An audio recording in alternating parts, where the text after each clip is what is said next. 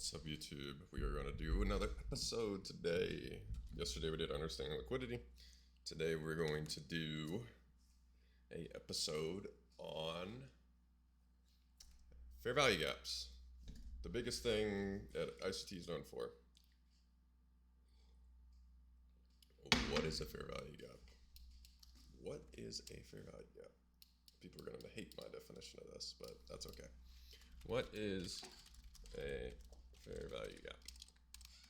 This is where you write this down, by the way. I don't have a presentation, I'm sorry. Normally I write, a fair value gap is a three-body candle formation. That's it. AKA a pattern. Oh, people are gonna hate that. It is a pattern, but there's a reason why this pattern works. Right here, there's a fair value gap. Right here, oops. Why can't it control?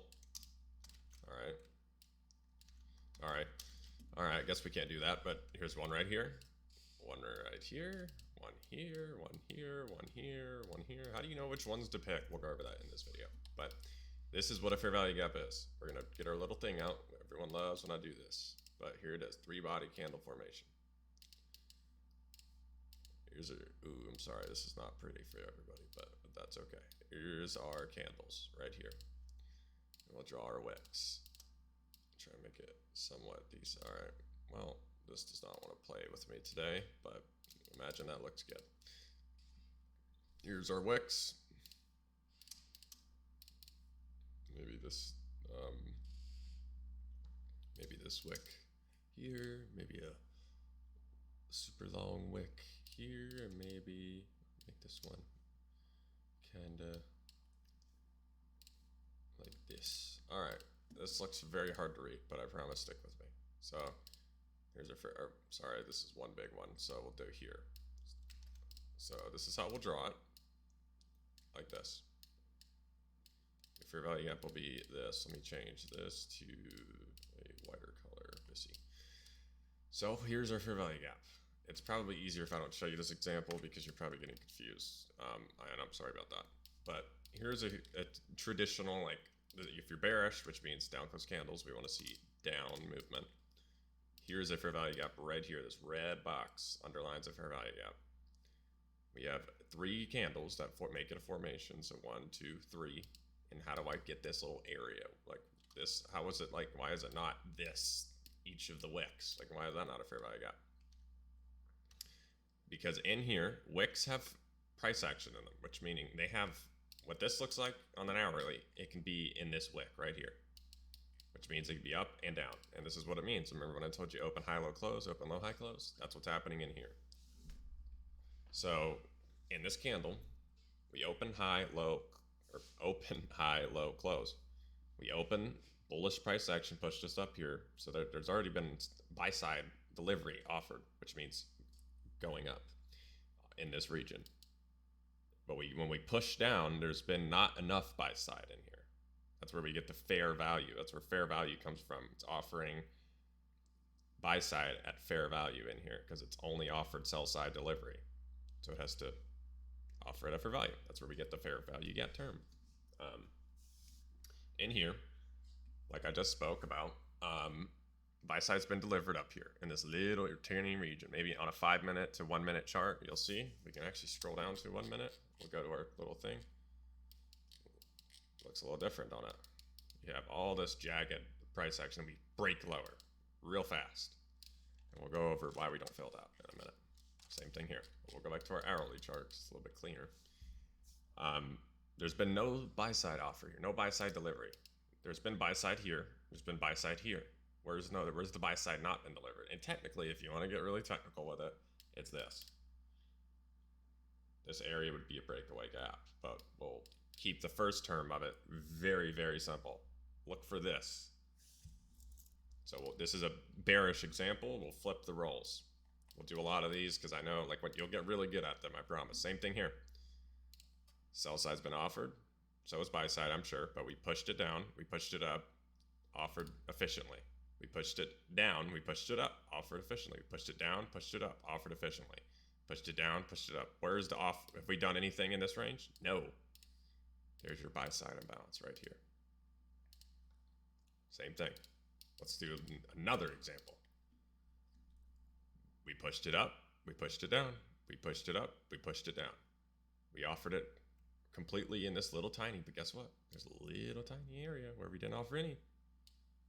What's that? That is a fair value gap, but there's another term for that. We'll come back to that.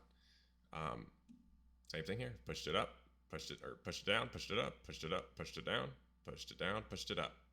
Where in this region have we offered it? Nowhere. But let's make it a little bit more challenging, because I think you guys are getting the hang of it already. What's over here? Remember when we said we pushed it up only? We pushed it down only over here. So let's imagine this is a higher time frame candle, a 4 hour. Think of it like a wick, or maybe even like, I don't know, some crazy people be trading the dailies or 6 hours. But think of this like the wick. So what would this be? We pushed it up, we pushed it down. This is it. This is efficient delivery. But guess what you can do? You can still get this fair value gap, drag it over. Same thing here. Get this fair value gap, drag it over. And I know there's people going to be saying about these little volume imbalances in here. I promise we'll get to that in a minute. I'm seeing there's a little tiny imbalance in here, but I want them to get the pattern down first. So give me a second before we go over that. What is this? This is a fair value gap, but guess what that would be? A balanced price range. Why is that relevant? Why do I care if it's balanced? Well, just like when we said we pushed it up, we pushed it down, this hasn't been efficiently offered. This has. Both of these have offered. This side went up, made a gap. This side went down, made a gap. Do we need to go back to it? No. Fuck no. We don't need to go back to it. We don't need to even touch it. So how are we going to use that information? If it's been efficiently delivered, I don't need to see it. I don't want to see it stay in there. It doesn't need to like sit around and, chill out in the balanced price range. If it does that, that's not very bearish to me. I'm bearish. I want to see it dump. So what are we going to do? We're going to use that to our advantage here. So we're going to grade it. Actually, really, you can get really in depth with this, but we'll keep it. So we're going to treat it as we want it to stay in the lower quartile, which is 50 and 100. We want it to stay in this region, not here because it's balanced. Why do you pick this region? The lower quartile. What does that show? Like, let's think logically here. What does that show?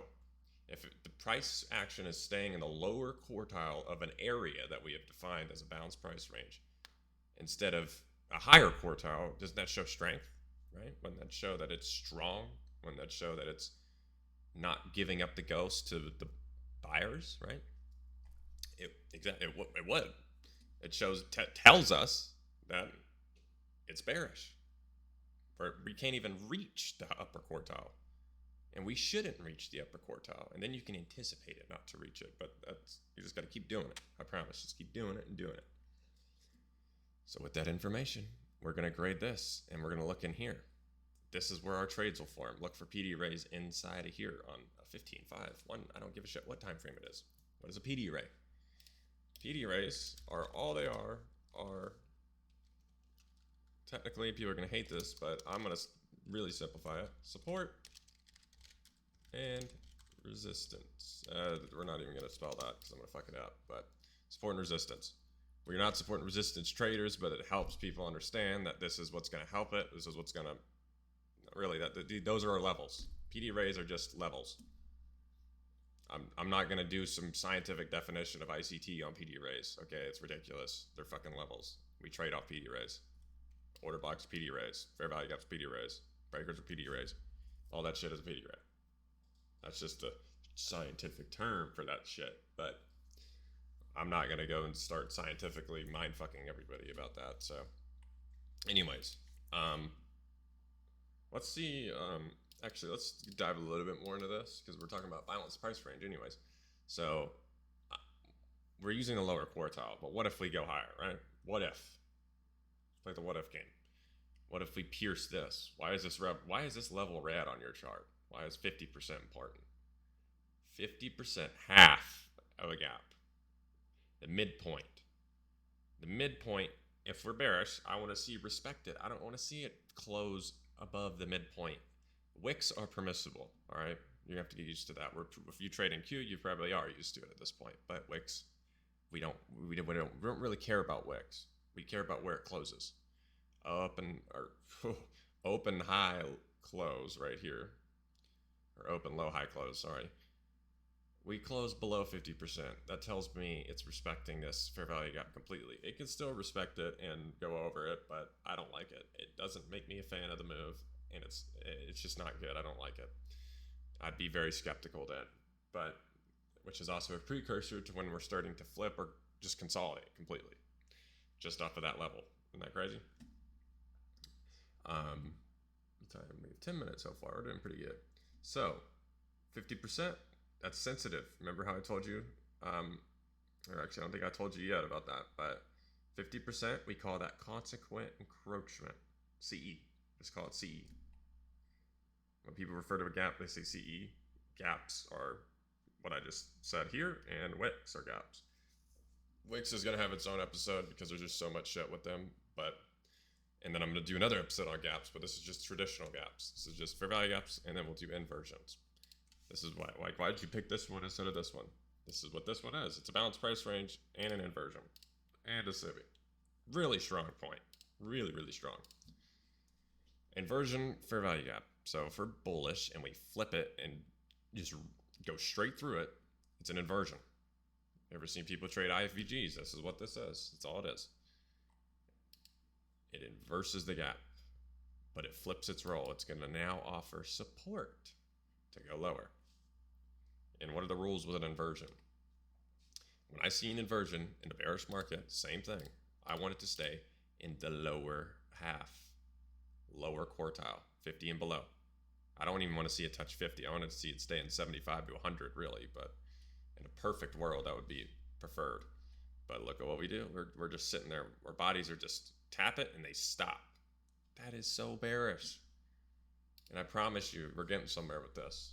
In 30 days, you'll be like, damn, this guy shared more information than anyone on YouTube because they don't know what the fuck they're talking about. 90% of them.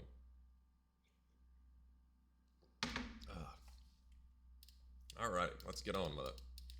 Let us get on with it. So we're going to do a little bit more here. I have this one graded here. Here we are. New day. So what do we got here? We got this big fair value gap. Has this been filled? No.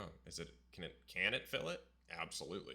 This was a breakaway gap. We're getting into that later. We're not getting into this episode. If you want to learn about them, skip past this video.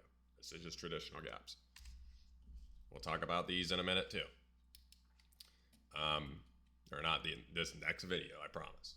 But this is fair value gaps. These need its own episode because they will get fucked up, I promise.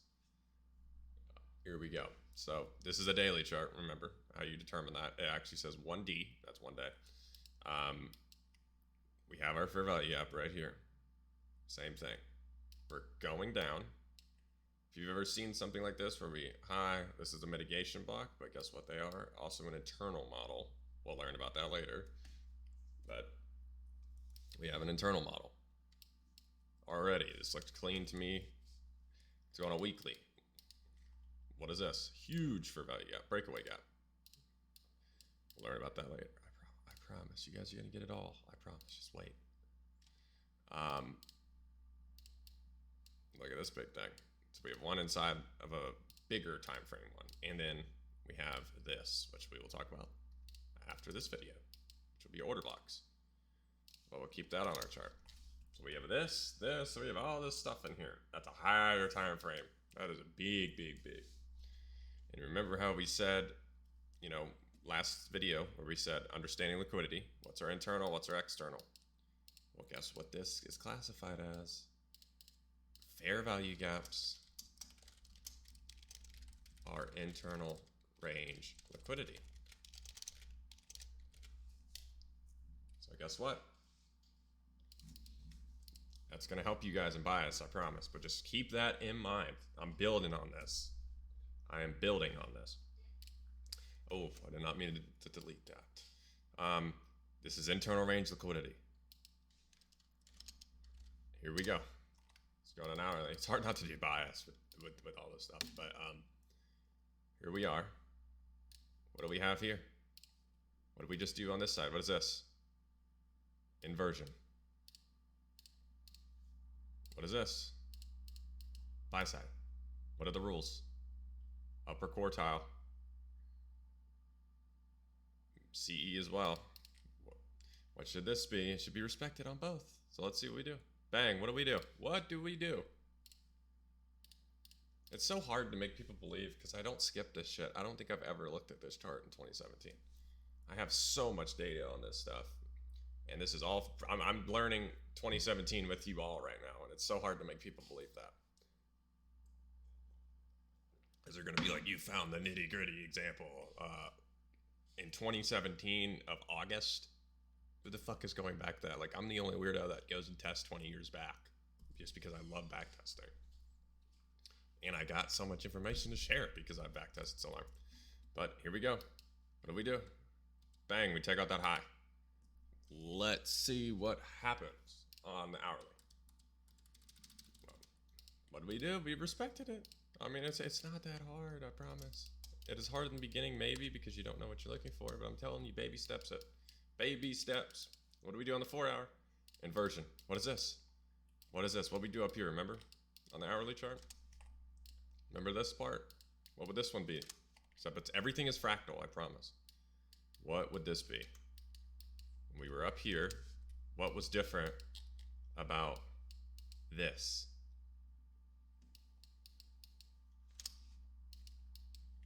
Balanced price range.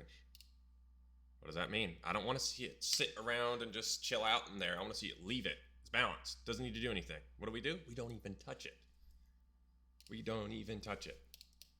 Here we go. This is just gaps, by the way. This is literally just gaps. Wait until we start adding other stuff in here. You guys are going to have fun with this.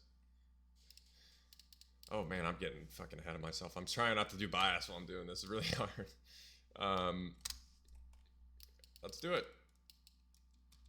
I feel like I could probably get a bias just off gaps. Idiom. Not really much in here. We do have our gaps, though. Same thing here. Fair value gap right here. Sibby. Bissy. Why do you keep saying Bissy and Sibby? It's just the scientific terms. If you literally just want to call it a fair value gap, it does not matter. You're not going to get hated on if you call it a traditional fair value gap, I promise. I've been prone and taught to call it that, so like it's for almost 3.5 years I've been saying that, so it's like almost I do it subconsciously at this point. What is this again? Bang, another one. Ah, it's so fun. Where is BPR? BPR. I label it BPR. Just short terms. What are we in? I would like to see it actually kind of touch into this one just already because we're in premium. We'll go over fibs too. We don't even touch it. We just leave immediately. Look at where that prone. Look at where that prone. Let's see what we create on a daily chart. Bang, here we go. Here we go. Here we go. Great example. Remember when I told you when we're in speed, I don't want to see it, sit around. If we're this close to a high, I don't want to see it sit around. Granted, we're in August. That'll be really rough for it, but I don't want to see it just sit around. I want to see it wick go. Wick go. Just remember that. Like, no delivery has been completed for my liking. We've took out one internal high, which is order pairing, which we'll get into that too. Here we are. I want to see it wick and go. I want to see IOFED, which is just the short term of saying institutional order flow entry drill. What is this? Institutional order flow entry drill. We broke through the high. I don't want to see it go in deep retracement. No, I want to see it stay strong. I want to see it wick and go. Like this, wick and go. And then we take out the highs. In one day, we do that. We wick and go. Same thing here. No delivery has been completed on the daily chart. We just inverse the gap down here. So let's see. We're sitting. We haven't touched the gap. And there you go. I think it's actually probably good for this that it did that. Because now it makes it even challenginger because not everything's going to go your way in trading, as we all know. I think that actually makes it better because now we have to reassess. But it's kind of hard because I'm only using gaps. So